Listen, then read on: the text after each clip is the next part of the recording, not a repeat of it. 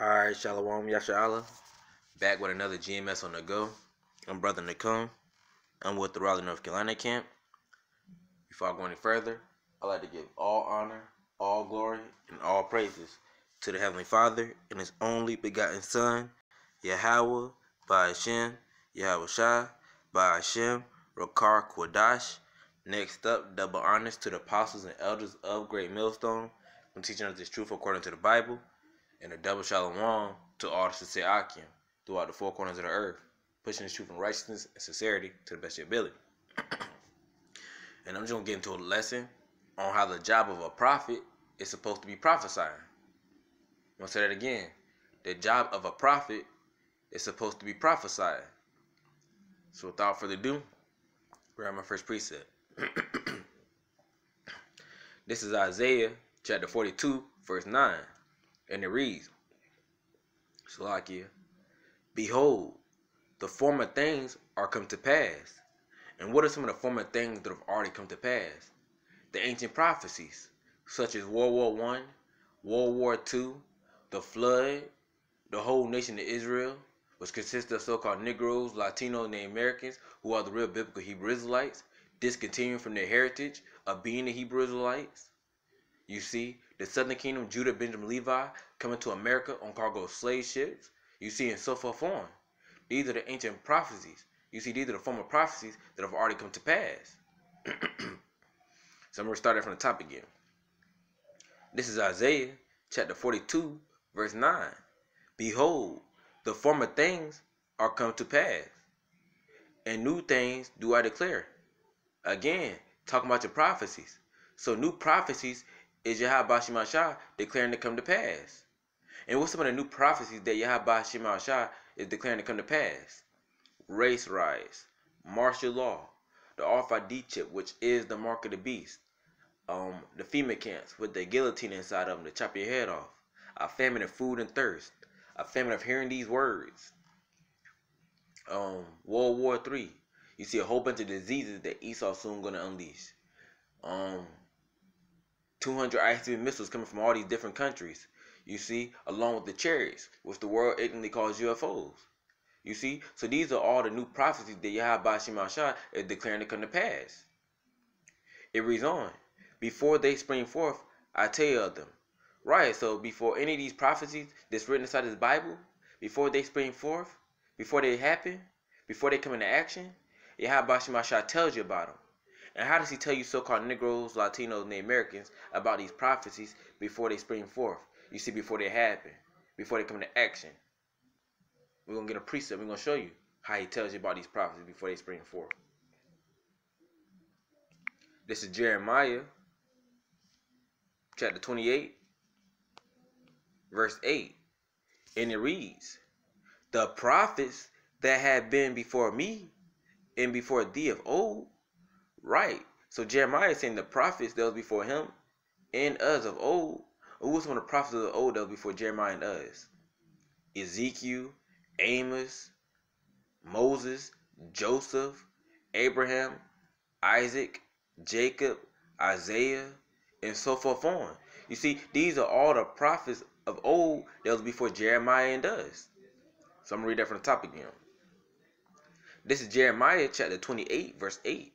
The prophets that have been before me and before thee of old prophesied. Right, now word prophesied means to say before something happens.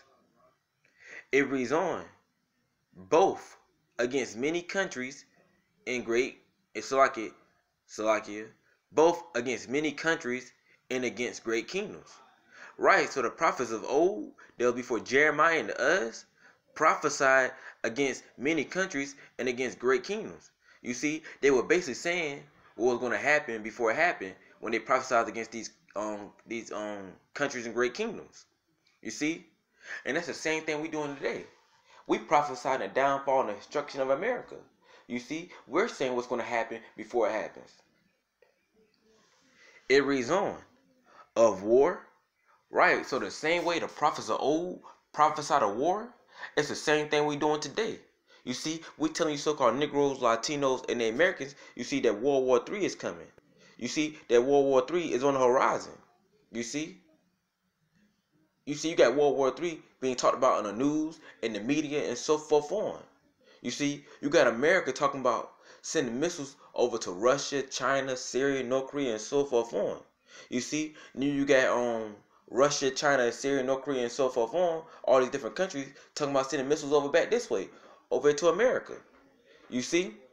So again, World War III is in the air. World War III is coming. And I'm gonna get a preset real quick, just to back that up, show you that war is coming. This is Revelations chapter 11, verse 14, and it reads, "The second woe is past," and woe means death and destruction. And what's that second death and destruction that has already passed? That's talking about World War II. You see, that's one of your former prophecies that have already come to pass. It reads on, "And behold, the third woe cometh quickly." And again, woe means death and destruction. And what's that third death and destruction that's getting ready to come quickly? That's talking about World War III.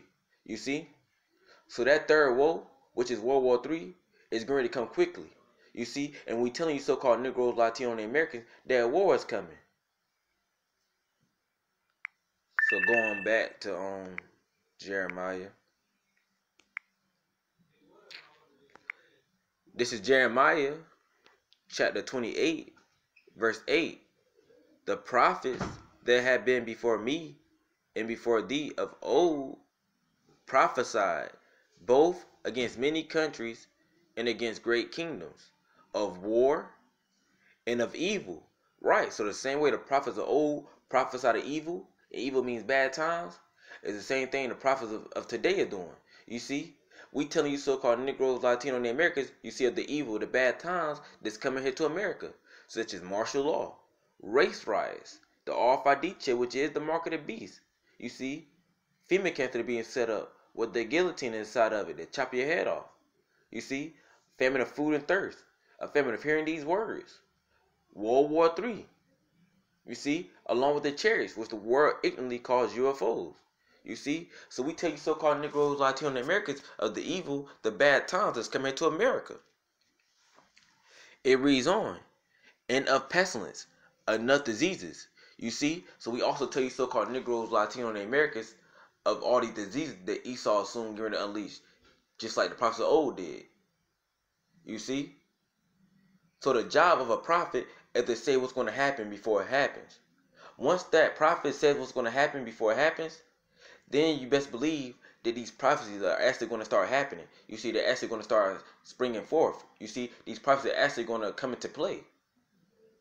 So I'm going to grab my next precept. This is Isaiah chapter 55, verse 11.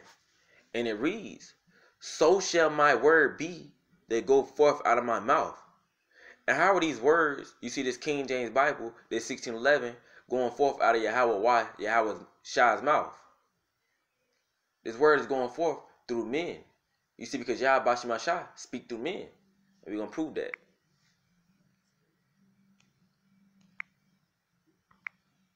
This is Amos chapter 3, verse 7. And it reads, "Surely Yahweh Shah will do nothing." Right, so Yahweh Shah, who the world ignorantly calls God and Jesus, who's so-called black man, they're not going to do nothing. Meaning they're not going to come down from the heavens of heavens, you see, off their throne, to tell you so-called Negroes, Latinos, and Americans anything. And why is that? It reads on, "But he revealeth his secret, which is this word, unto his servant the prophets." Right.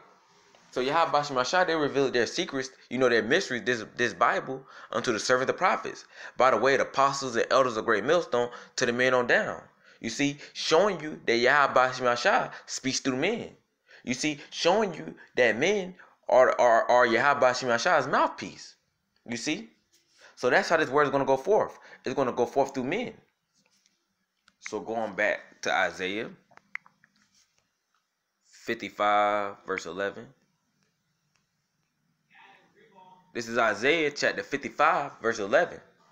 "So shall my word be that go forth out of my mouth. it shall not return unto me void. Right, so once this word go forth out of Yahweh Shemashah's mouth through his men, this word is not going to return unto Yahweh Shemashah void, meaning empty. And why is this word not going to return unto Yahweh Shemashah empty, void? It's going to say why. But it shall accomplish that which I please. So that's why this word is not going to return unto Yahweh Shemashah void, empty. Because this word is going to accomplish with that which he please. Meaning, Yahweh Shemashah, they're pleased with all these prophecies that's written inside this Bible, accomplishing it, coming to pass.